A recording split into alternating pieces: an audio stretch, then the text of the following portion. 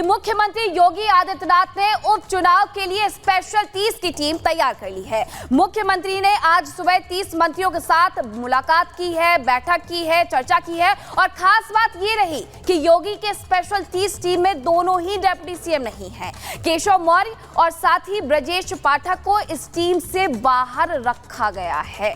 मीरापुर की अगर हम बात करें तो मीरापुर की जिम्मेदारी अनिल कुमार को दी गई है। प्रभारी मंत्री कैबिनेट है सोमेंद्र तोमर, केपी मलिक और साथ ही प्रभारी राज्य मंत्री, ये सभी मीरापुर की सीट पर नजर आएंगे। वहीं अगर हम बात करें कुंदरपुर की तो वहां की कुंदरकी की जो जिम्मेदारी है वो भी यहां धर्मपाल जी को दी गई है। आगे हमारे सहयोगी हैं, उनसे भी हम जानकारी लेते हैं कि 10 सीटों पर अजय जो आने वाले वक्त में चुनाव होने वाले हैं उसमें से देखने को मिलेगा कि आखिरकार किसके हिस्से कौन सी जिम्मेदारी है। लेकिन इसी के साथ ये बात ध्यान रखनी होगी अजय कि 30 जो मंत्री है वो 10 सीटों पर उसी तरीके से लौट करके वापस आए जैसे पिछले चुनावों में रहे और 10 की 10 सीटें बीजेपी के खाते में आए।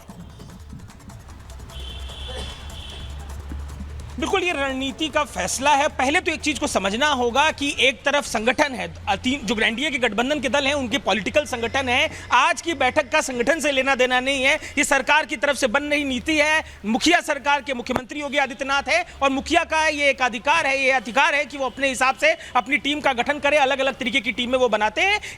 इन चुनावों को लेकर, उपचुनावों को लेकर मुख्यमंत्री ने विधानसभा पर अलग अलग कैबिनेट बैठक, राज्य स्तर के जो है तमाम लोगों को जोड़कर ये टीम बनाई है। 30 लोग इसमें मुख्य चेहरा हैं और सीधे सीधे मुख्यमंत्री फ्रंट फुट पर आकर स्ट्रेटेजी बना रहे हैं। जो कैबिनेट की जो उस बैठक में मौजूद थे कैबिनेट स्तर के मंत्री, उन्होंने जानकारी रिपब्लिक भारत को दी। उन्होंने बताया कि इसमें महत्वपूर्ण तौर पर कैसे जीतना है, सबने अपने मत रखे। मुख्यमंत्री ने समराइज किया और कहा कि सीधे तौर पर हमें जनता से संवाद करना है। उन गांवों में जाकर रात्रि प्रवास करिए, लोगों के मन की बात को टटोलिए, क्या है लोगों की मन की बात से फीडबैक तैयार करिए और लोगों की मन की बात को कैसे कंप्लीट करना है उस पर काम करिए। इसमें पीडीए, इस पर भी लेकर चर्चा हुई। पिछड़ा दलित जो गुलदस्ता बीजेपी ने सजाया था, जिस गुलदस्ते की सफलता के चलते 2014, 2019, 2022 में सफलता मिली, 2017 में सफलता मिली, वो गुलदस्ता बिखरा है। जातियों का वो गुलदस्ता बिखर गया है। जो जातियां, चाहे वो ओबीसी समाज में कुर्मी हो, चाहे वो राजभर हो, चाहे वो निषाद हो और एससी समाज से चाहे वो जो पासी जाति है, ये जातियां तो बीजेपी के हाथ से छिटक गई है। इनको फिर से साथ में लाने के लिए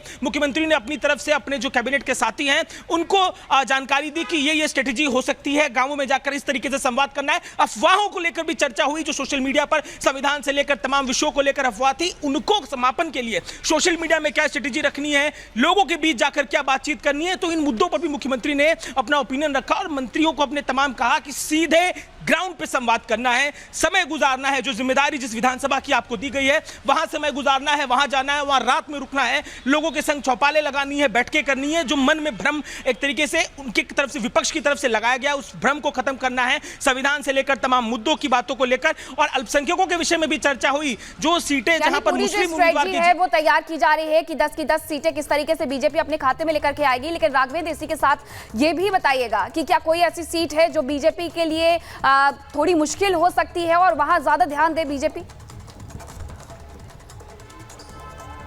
बिल्कुल, देखिए मुश्किल भरी तो है। 4 सीटें ऐसी हैं जो समाजवादी पार्टी के खाते की सीटें हैं, उनमें काफ़ी चुनौती है। जैसे कि अगर हम उदाहरण के रूप में देखें तो जो अखिलेश यादव जिस सीट को छोड़ेंगे यानी करहल, उसकी जिम्मेदारी जयवीर सिंह को दी गई है। लेकिन जयवीर सिंह अभी अभी लोकसभा का चुनाव भी हार के आए हैं। अब देखना होगा कि करहल सीट भारतीय जनता पार्टी किस चक्रव्यूह के साथ निकालती है। क्या जैसा कि उपचुनाव में कभी उन्होंने रामपुर में खेला था उस तरह के परिणाम आएंगे, या करहल जो सीट है वो समाजवादी पार्टी अपनी बचा लेगी? चूंकि बहुत ही टफ सीट है, वहां खुद अखिलेश यादव वहां के विधायक थे, अब वह सांसद बन चुके हैं, तो वहां पर उपचुनाव होना है। इसी तरह से तमाम और सीटें हैं, लेकिन सभी सीटों पर लगभग 3 या 4 मंत्रियों को जिम्मेदारी दी गई है। कैबिनेट मंत्री भी है, स्वतंत्र प्रभार भी है, राज्य मंत्री भी है। यहाँ पे सवाल ये भी खड़ा होता है कि आखिर जो चुनौती इसको कैसे अचीव किया जाए। शायद यही वजह है कि जिस तरीके से मुख्यमंत्री आवास पर बैठक हुई है, जीत का मंत्र देने के साथ साथ यहाँ पे जो मंत्री हैं, प्रभारी मंत्री जिलों के, उनको भी यहाँ पे उनकी ओर से सुझाव दिए गए हैं।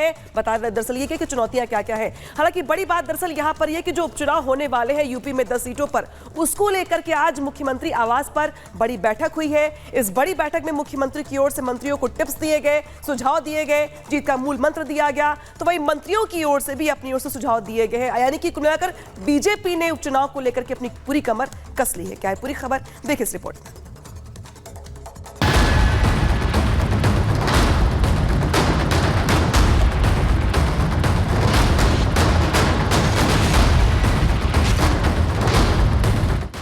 यूपी की 10 सीटों पर होने वाले उपचुनाव के लिए सीएम योगी ने अपनी स्पेशल 30 की टीम तैयार कर ली है। चुनाव में जीत को लेकर अपनी टीम को टारगेट भी दे दिया है और इस स्पेशल 30 की टीम के दम पर उपचुनाव में जीत की राह पर चलना शुरू कर दिया है। उपचुनाव को लेकर सीएम योगी ने मंत्रियों की बैठक बुलाई थी। बैठक अपनी जगह थी, लेकिन इसमें सबसे बड़ी बात दोनों डिप्टी सीएम को नहीं बुलाना था। योगी की इस मीटिंग में ना तो केशव प्रसाद मौर्य को बुलाया गया, ना ही ब्रिजेश पाठक को इनवाइट किया गया, जिसकी चर्चा मीडिया चैनल से लेकर सियासी गलियारों में तेज है। हालांकि योगी सरकार में मंत्री संजय निषाद ने जब उनकी राय ली गई तो उनका कुछ और ही कहना था। निश्चित रूप से चर्चा होती है, पार्टी संबंधित, विकास से संबंधित, मुद्दों से संबंधित, जनता के समस्याओं से संबंधित तो है, और सामने चुनाव है उस पर चर्चा हुई है, और आगे किस तरह की जो जिम्मेदारी दी गई थी वो हम लोग पूरा करेंगे, और हम लोग जो जिस तरीके से हम लोगों ने आजमगढ़ जीता था, रामपुर जीता था, उसी तरीके भी जीतेंगे।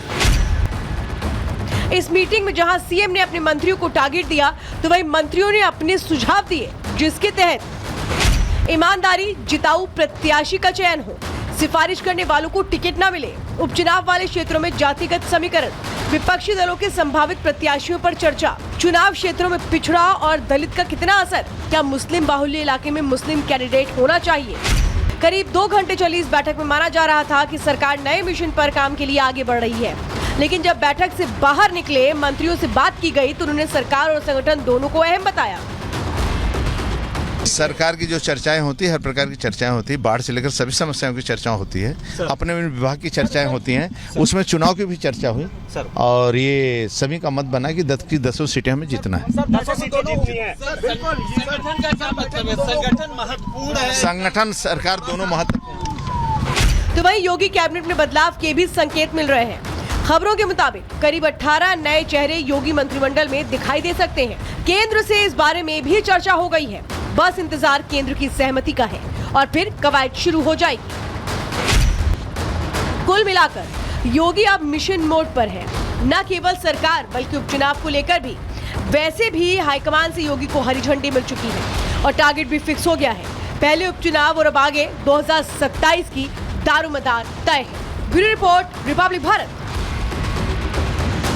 चुनाव 27 की तैयारियां लगातार जारी है, लेकिन आपको बता दें कि आज की बैठक जिसको लेकर सबसे ज्यादा चर्चा हो रही है, इस बैठक में एनडीए के सहयोगी दल यानी कि निषाद पार्टी के जो अध्यक्ष हैं, कैबिनेट मंत्री भी हैं संजय निषाद, इस बैठक में मौजूद थे। जब बाहर निकले तब रिपब्लिक भारत ने जानने की कोशिश की कि आखिरकार इस बैठक में क्या कुछ हुआ। आप खुद सुनिए।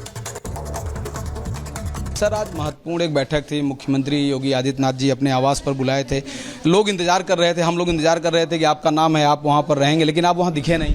कहाँ? तो बैठक में जो मुख्यमंत्री का बैठक में था, मैं शामिल। गलत सूचना आप लोगों को दी जाती है, यही तो है कि जो सही चीज़ है वो सही बात फाइनल। हम बैठक में था, अभी तो मैं बिहार था, बिहार से आया और यहाँ मैं। तो दूसरे गेट से आप गए थे क्या? नहीं देखा, थोड़ा देर में पहुँचा, 1 मिनट।